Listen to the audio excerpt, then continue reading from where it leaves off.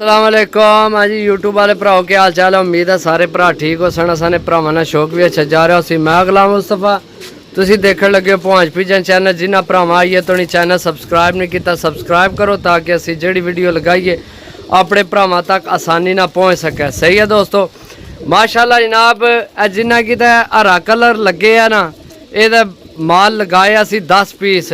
सही है, तो ये सेल हो गए तो नाल होर भी भाईरा परचेज किए। सही है, तो यह मादी जनाब भाईरा ना हलाक अच्छा लग्या तो मादी असी अपनी तरफों गिफ्ट दी है जनाब।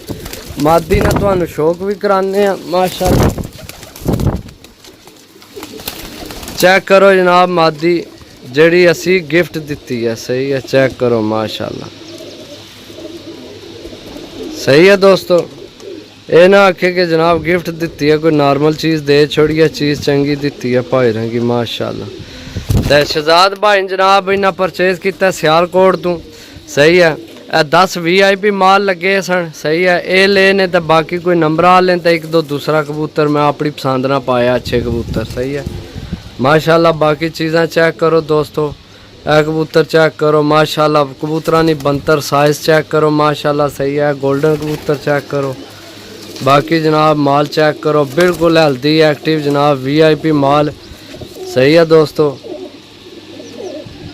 अल्लाह पाक अगर दुआ के अल्लाह पाक भाई ने नसीब करे। सही है, बाकी मिलसा अगली वीडियो, तब तक इजाज़त दो। अल्लाह सोने वाला, अल्लाह हाफिज़।